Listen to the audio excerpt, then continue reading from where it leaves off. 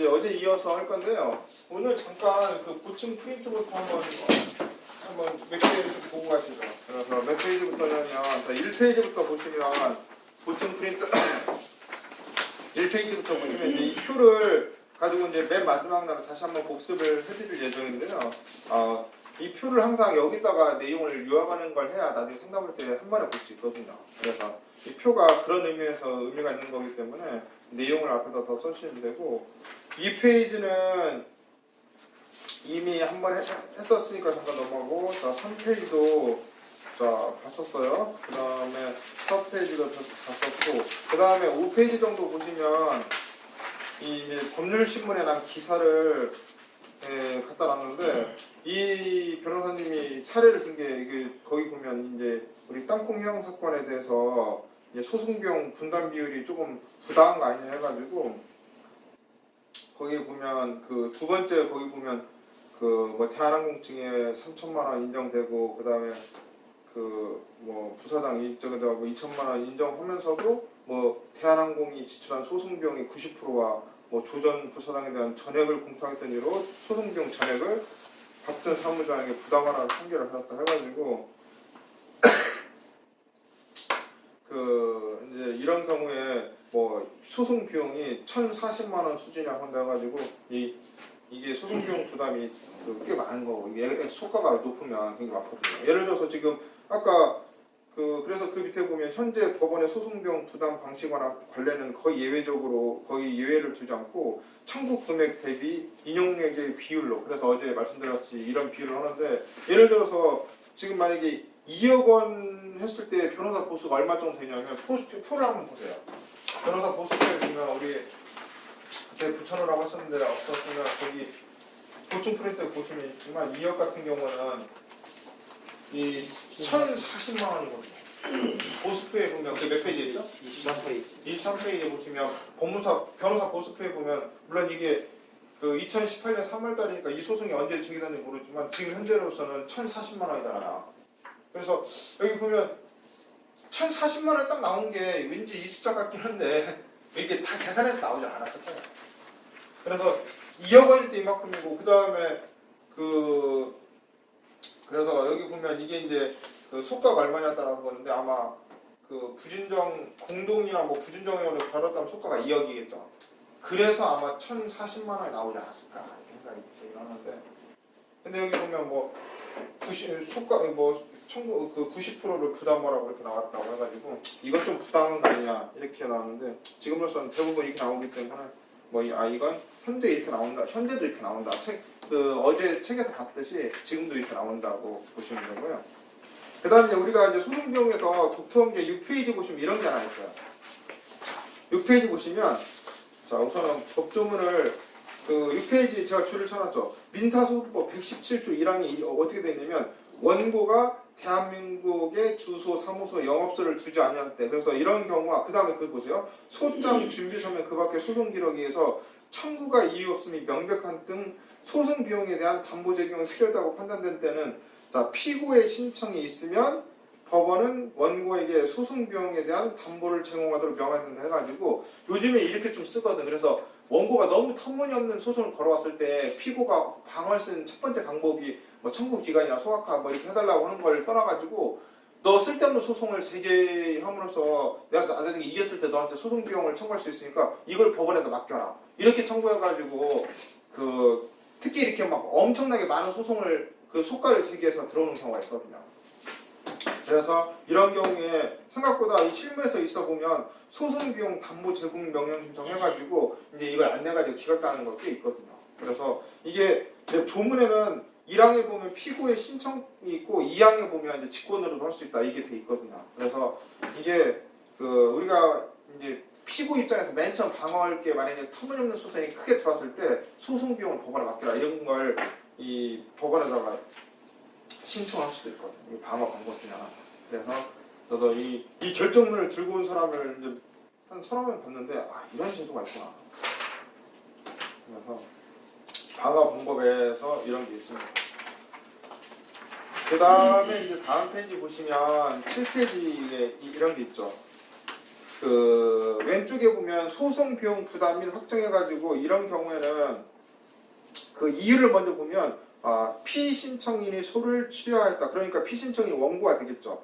소를 취함에 따라서 소송이 재판에 의하지 아니하고 끝난 경우이기 때문에 자, 민사소송법 114조 1항을 적용해가지고 소송 비용은 자, 피신청인이 부담하도록 하고 그 다음에 그 피신청인 신청의 부담 액수는 뭐 얼마다 해가지고 이렇게 공단에 된 건데 대부분 이제 그 소송 그 소치아 같은 경우는 이렇게 소송 비용 부담 및 확정 재판 소송 비용의 확정 재판을 하는데 이제 인정되는 액수는 얼마냐면 우리 만약에 소송이 뭐 전부 다 끝났을 때 이걸 100으로 본다면 보통 우리 이제 실무에서는 이 금액의 2분의 1이나 3분의 1 정도를 인정을 해준다 이렇게 보고 있거든요.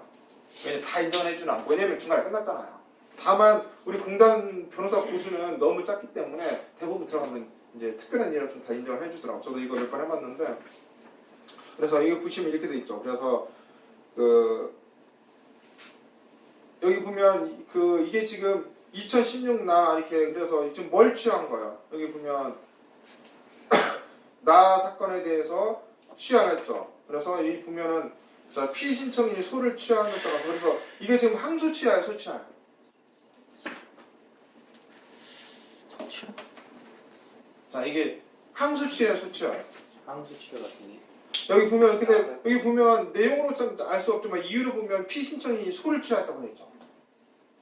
자, 만약에 소를 취했다 이게 맞다면 자, 그 항소 그 소송 비용 확정 신청은 그 어디서 한다고 했어요?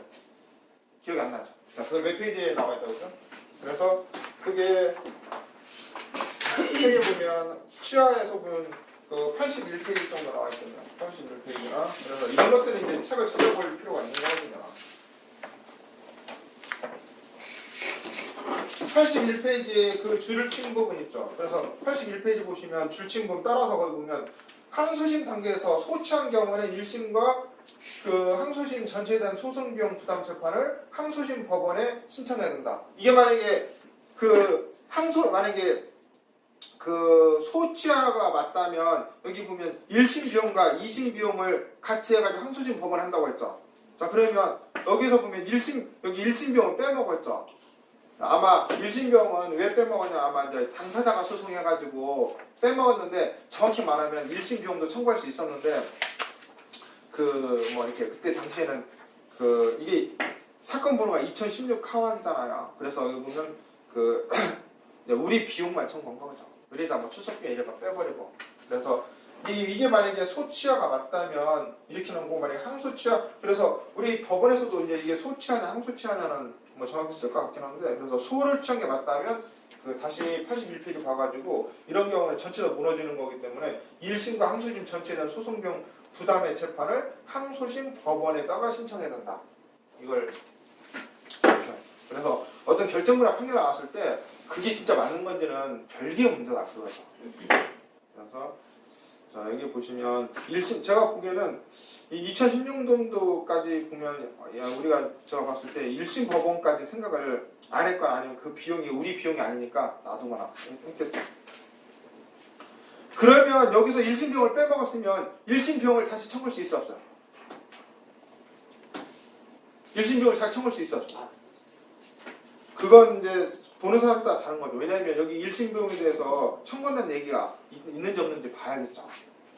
그래서 여기 보면 1심 비용에 대해서는 뭐 청구한다 안 한다 그 신청서 같은 걸 봐야 그 기판이 거기까지 미칠지 안 미칠지 알 수 있는 거죠. 그래서 우리 보면 그 민사소송에 보면은 이제 그 부분을 과연 일부만 청구했는지 아닌지는 뭐 기록 전체를 봐서 해야 된다. 이게 판례 이론이잖아요. 그 다음에 7페이지 오른쪽에 보세요. 우리 공유물 분할 청구 소송을 많이 하는데 이런 경우에 과연 비용 부담이 몇 가지가 있는가 책에 봤더니 한 대여섯 가지가 나온다는 거예요. 그래서 그 두 번째 패러그래프 보면은 이런 게 있죠. 그 공유물 분할 청구 소송에서도 뭐 원칙이다. 그런데 여기서부터 보면 실무상 원고의 재판상 분할 청구에 대해서 피고가 제대로 변론하지 아니하거나 공시송달이어서 재판이 진행돼서 종급 판결이 선고되는 경우에는 뭐 이런 경우는 어떻고 이런 경우 해가지고 제가 재판 실무표를 보니까 이 생각보다 판사마다 그 각자 부담하거나 공리 지분 또는 그에 상응한 비율을 부담하는 예가 있거나 또는 비율을 정하거나 해가지고 다양하게 있다는 거예요. 그래서 딱 정해진 게 있는 게 아니고 그래서 우리 보면 재판 실무 플랜도 보면 공유물 분할 재판 실무 플랜이 따로 나왔는데 거기에서 이 부분을 인용했거든요. 그래서 생각보다 판사들마다 공유물 분할 소송 하나 갖고도 이 소송 비용 분담에 관해서는 그 사안에 따라서 막 다르게 적용한다 이런 거죠. 이거는 참고로 보시면 될 것 같고요. 그 다음에 이제 8페이지 다음 페이지 보시면 우리 그 여기서 소송비용 계산서 해가지고 대부분 여기서 뭘 넣을 거냐 해가지고 여기서는 1심에서는 법무사 서기료 해가지고 이런 거 넣고 그 다음에 기일 출석 비용에서 당사자 기일 출석 비용 옛날에는 뭐 3만 원 넣었었고 이제 지금은 그 5만 원까지 인정된다고 했고 그 다음에 금융기관에는 우리 사실조의 비용을 같이 넣었죠. 그래서 여기서 보면 인지대 송달료가 안 들어갔다는 얘기는 뭐예요? 얘는 피고란 얘기죠. 왜냐면 원고가 있으면 인지대 송달료 당연히 넣겠죠. 그래서 그 다음에 2심에서도 뭐 법무사 보수하고 뭐 기일 출석 비용 이렇게 넣고 3심에서도 자 뭐 법무사 보수 이렇게 넣었죠. 그래서 이때 당시에 그 뭐 법무사 보수는 뭐 30만 원 이 정도 플러스 알파였는데 지금 40만 원 플러스 알파가 된 거고. 나머지 것들은 그 다음에 소송경 확정 신청할 때 보면 자 인지대 송달료 그 다음에 법무사 보수가 또 들어갔죠. 이렇게 이제 청구를 하는 거 많아요. 지금은 이제 이건 옛날 거니까 지금 액수가 좀 더 그 업데이트 됐겠죠. 그 다음에 오른쪽에도 보면 자 여기도 보면 서기료 제출료 뭐 그 다음에 기일 출석 비용 있고 다 중요한 건 감정료를 보세요. 감정료 액수가 몇백으로 확 뛰어버렸잖아요. 이게 감정료가 다른 것보다 액수가 크거든요. 뭐 어떤 이 정도 되려면은 뭐 신체 감정보다도 훨씬 더 높은 뭐 그런 건설 관련된 감정을 했으니까 이 정도 됐겠죠. 그래서 이게 보면 뭐 여기도 그 출석 비용이 들어가 있는 거고. 그 다음에 우리 소송비용 확정 신청 비용 보면 인지대 송달료 그 다음에 이 밑에 보면 확정 증명은 발급 비용 뭐 서기료 이런 게 있는 거죠. 그래서 이 비용이 전부 다 정확히 계산해서 쓰는 사람 많지 않고 다 그냥 적당한 금액을 쓰거든요. 왜냐면 그 이제 여러분들 실무를 많이 해봤겠지만 소송비용 확정 신청만 공부한 사람은 거의 없거든요. 그래서 이 담당 부서에 가지 않는 이상은 뭐 여기까지 공부하지 않는 거기 때문에. 그 다음에 9페이지를 한번 보시면 이렇게 돼 있죠. 9페이지 보시면 이것도 자 여기서 피고가 한 거니까 인지대 송달료 안 들어가고 그냥 자 법무사 보수가 자 보면 답변서마다 30만 원만 썼죠. 그래서 그 다음에 뭐 일비 해가지고 일당 여비 뭐 교통 해가지고 이건 5만 원씩 했고 그 다음에 교통비 KTX 요금했고 그래서 이게 교통비만 해도 30만 원이다.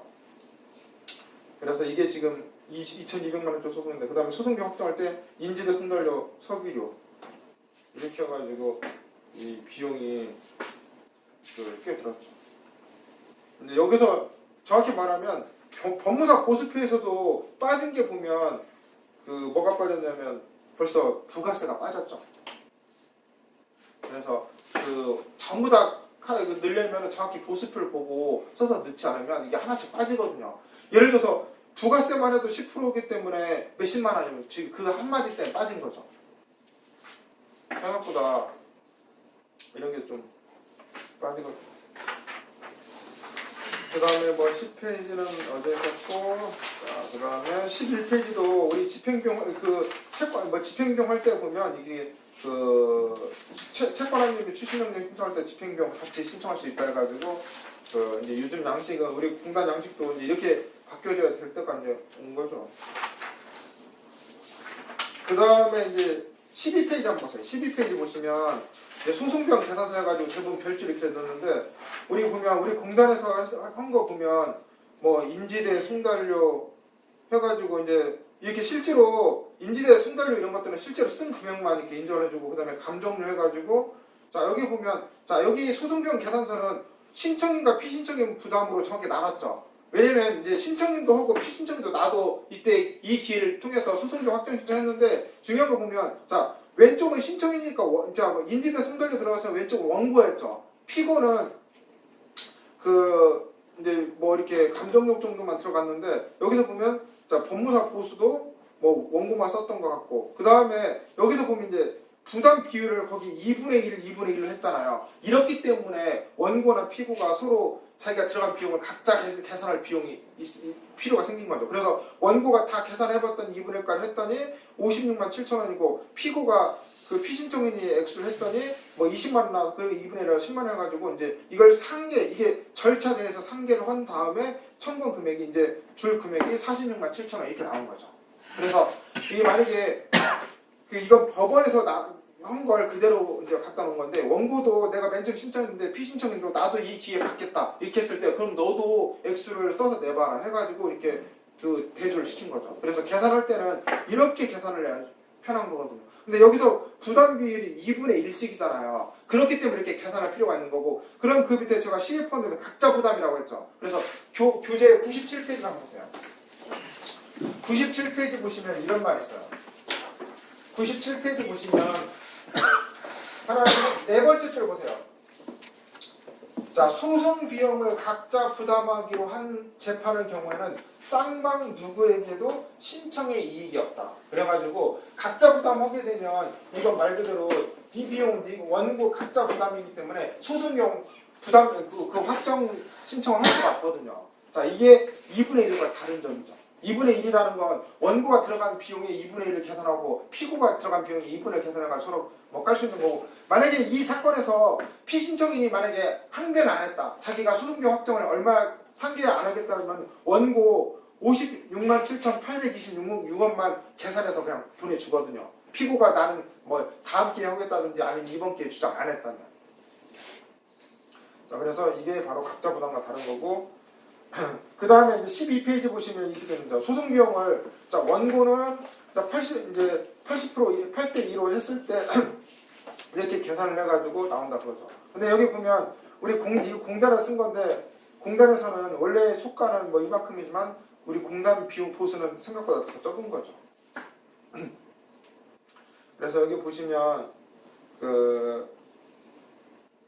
이게 이제 비율이 다를 때 이렇게 계산한다 그거죠. 그래서 항상 비율이 한쪽이 한쪽이 100% 승소나 패소하게 되면 계산하기 쉬운 거고 그 한쪽이 일부 했을 때는 그 비율만 한 번 더 계산해 주면 된다.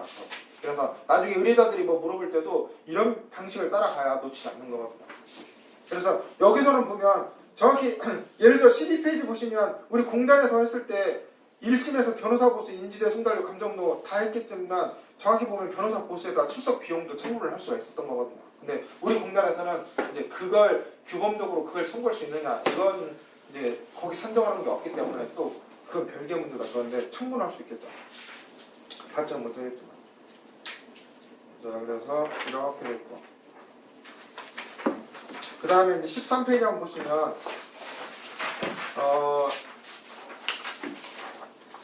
제가 어제 이제 잘못 설명한 거 있죠. 그래서 이게 아니고 자 이거 기판력이 밑이니까 비용 늘어가지 말고 조심해라 이런 부분 있죠. 그래서 얘는 넘어갔고 그 다음에 이제 14페이지 한번 보세요. 14페이지 보시면 나중에 이제 집행에서 할 건데 뭐냐면 이런 게 있죠. 만약에 1번 보면 집행 절차에서 변상받지 못한 집행 비용은 별도로 소송을 구할 수 있는지 이건 안 되죠. 왜냐면 집행 절차에서 변상 못했으면 어떻게 뭘로 하는 거예요? 집행 비용의 확정 결정 신청을 가라는 거고 두 번째 보면 자 채권자 대위권의 행사로 지출한 비용 해가지고 예를 들어서 우리 보면 대위 상속 등기한 다음에 경매했을 때 그 비용을 받을 수 있냐 없냐 해가지고 실무에서는 이거 갖고 굉장히 논란이 있거든요. 그래서 나중에 이제 보면 알겠지만 실무에서는 어떤 재판부에서는 그 경매 절차에서 대위 등기 비용을 주는 데도 있고 안 주는 데도 있는데 주면 거기서 받으면 되고 안 주게 되면 따로 집행비용 확정 신청해야 되는데 중요한 거 뭐냐면 우리 대위 14페이지 보시면 굉장히 중요한 게 뭐냐면 대위 등기 비용은 이건 집행비용이냐 아니냐 해가지고 판례에서는 이건 집행비용이 아니다 이런 대법원 판례가 있기 때문에 이런 경우에는 그 민사소송으로 이 비용을 청구할 수 있다. 이게 2010년도 판례하고 옛날 판례도 있거든요. 그래서 거기 보시면 제가 표현하셨죠. 채권자가 자신의 채권을 보존하기 위해서 채무자가 다른 상속인과 공동으로 상속받은 부동산에 관해서 자 공동 상속 등기를 대위 신청을 해가지고 등기가 이루어진 후에 자, 채권자가 채무자인 제3자에 대해서 사무관리에 기해서 등기에 소요된 비용의 상환을 청구할 수 있는지 해가지고 이런 경우에도 할 수 있다. 이게 대법원까지 올라갔거든요. 그래서 왜 이게 이제 대법원에서는 이게 과연 사무관리냐 아니냐 이거 갖고 논란이 있었는데 2013년 대법원 판례에서 이 정도는 어쩔 수 없이 왜냐면 대위 등기할 때 채무자 지분만 등기를 못하는 거고 전부 다 대위 등기를 해줘야 될 때 그 비용이 분담하는 나오는 거기 때문에 그거에 대해서는 이 사무관리 비용으로 청구할 수 있다. 이게 이제 대법원 판례죠. 자, 그 다음에 이제 15페이지 보시면 이런 거 있죠. 우리 소송비용 확정 결정 신청에 지연이자가 있느냐 이 문제 가지고 신격에 이 책에는 없어가지고 여기 이 판례를 보시면 굉장히 중요한 거 있는 게 보면은 그 1번도 판시상 보면 채무 일부에 대한 변제 공탁은 원칙적으로 무효다. 그래서 우리 보면 자 이게 일반 법리고 정확히 말하면 원칙적 무효이기 때문에 이 공탁법에서 얘를 상대적 무효라고 보고 있어. 그래서 채무자가 채권자가 그걸 인정하게 되면 유효가 되는 거고 채권자가 이걸 다투게 되면 무효가 된다. 그래서 상대적 무효라고 보고 있고 그 다음에 2번이 중요한 거죠. 소송 비용액 확정 결정에 따른 소송 비용액 상환 의무의 이행기 및 지체 책임 발생 시기 해가지고 이 사안에서 보면 이제 굉장히 놀라는 건데 여기 오른쪽에 보면 사안이 있죠. 여기 보면 자 이제 피고가 원고를 상대로 해가지고 소송 비용 확정 결정 신청해가지고 자 여기 보면 소송 비용으로 460만 원을 자 이게 460만 원에 대한 확정 결정을 얻었고 그 결정은 자 보면 2003년도에 확정됐고 자 중요한 건 자 피고가 이를 지급받기 위해서 경매를 신청했는데 자 경매 비용으로 얼마였냐면 320만 원 했죠. 우리 자 여기 보면 이렇게 돼 있죠. 그래서 소송 비용 확정 결정 신청은 460만 원, 그 다음에 경매 비용은 320만 원이고 자 그 다음에 그래서 자 원고는 피고를 피공탁조를 해가지고 자 여기 보면 여기 보세요. 이 기간을 보세요. 여기 보면 소송 비용 확정 신청이 언제 확정됐어요? 이게 보면 자 2003년이죠. 그 다음에 경매는 언제 됐냐면 경매를 신청했다. 그 다음에 여기 보면 공탁을 언제 했냐면 자 2006년에 했죠. 2006년도에 공탁을 언제 했냐면 얼마를 했냐면 4, 6, 7, 7, 3, 4다. 그래서 여기 보면 이 원금을 그대로 공탁을 했죠. 이 소송료 확정 신청에서 얻은 그 금액을 460만 원 그대로 공탁을 했죠. 그 다음에 2017년도에 2007년도에도 보면 얼마로 공탁했냐면 320만 원 해가지고 결국에는 이때 소송 비용 확정 원금하고 그 다음에 이 경매 비용을 결국에는 둘 다 공탁을 한 거잖아. 그래서 액수는 보면 똑같은 거니까 의미가 없죠. 자 여기서 보면 자 인정한 다음 이 원심 판사는 뭐라고 했냐면 얘가 원금도 공탁했고 비용도 공탁했으니까 다 된 거 아니냐 이렇게 판단했다고. 근데 여기 보면 뭐라고 되어 있다. 대법원부터요. 자 첫 번째 채무자가 공탁 원인에 있어서 공탁에 의해서 채무를 면하려면 자 전부를 공탁에 할 것이고 일부는 아주 조그만 거 소액 말고는 자 여기 이게 중요해요. 채권자가 이를 수락하지 아니하는 한 그에 상응하는 효력도 발생할 수 없다. 그래서 전부 무효라는 거야. 채권자가 다투게 되면. 자 첫 번째 그걸 줄치고 한편 소송 비용의 확정 결정에 따른 소송 비용 상환 의무는 소송 비용 확정 결정이 확정됨으로써 비로소 이행기가 도래하고 그 다음에 채무자가 그 이행기 도래함을 안 때부터 지치 책임이 있다. 그래서 이제 거기 밑에 줄친 거 보면은 이제 만약에 이게 갚았을 때 만약에 청구 이의를 했을 때 거기 보면 집행 비용까지 변성하지 않는 한 전부에 배제를 할 수 없다. 이게 이제 유명한 판례고 그래서 제가 동그라미 쳐놨죠. 이 사건 소송 비용의 확정 결정에서 자 원고가 피고에게 변제할 금액은 자 계산해 보니까 여기 있죠. 첫 번째 소송 비용의 확정 결정에서 확정한 소송 비용액 이건 원금이죠. 그래서 이건 계산할 수 있고 그 이유가 중요해요.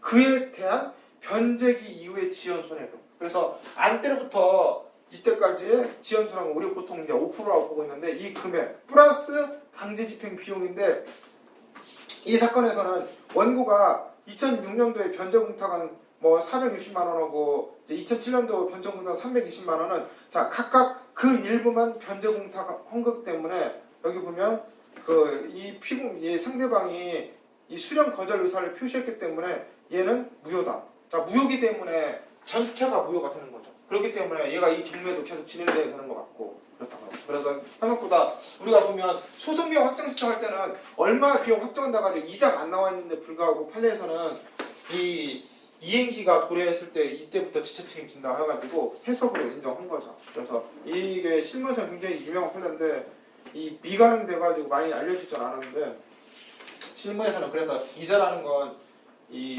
2008-10051 이 판례가 굉장히 중요한 거죠. 그래서 소송력 확정도 보면 우리 보면 그러면 2003년도부터 2006년도까지 여기 공탁을 한 거 보니까 여기 한 그 몇 년 한 3년 정도 그 이자가 발생했던 거죠.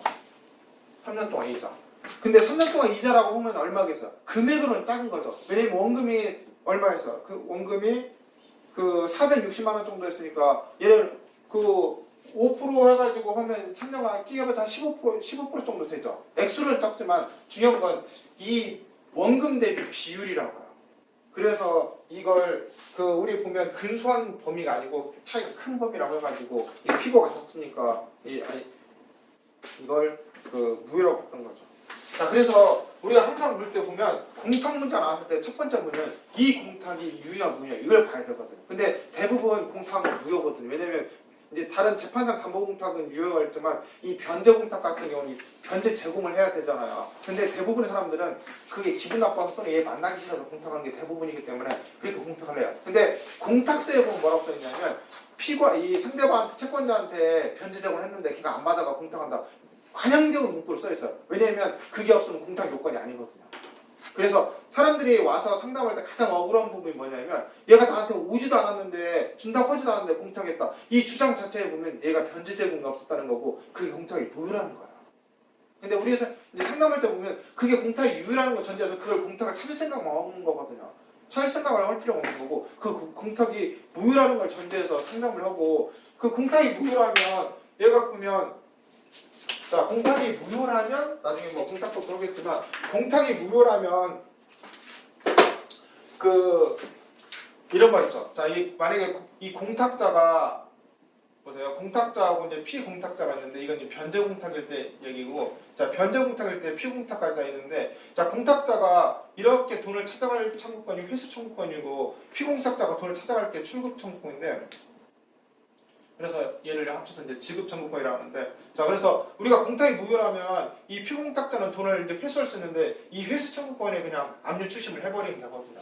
그렇게 되고 있면 만약 이 사건에서 이런 경우에 이 경매는 계속 진행이 되잖아요. 그러면 이 공탁자는 이 돈을 회수한 다음에 다시 이제 공탁을 해야 되는데 이 채권자가 머리만 좋아버리면 얘가 경매가 진행되고 있는 이거에 별도로 제가 판결문 있으니까 이 회수 청구권을 딱 묶어버리면 얘는 이 돈도 못 찾아가고 이 경매도 진행되기 때문에 엄청난 큰 타격이 있는 거거든요.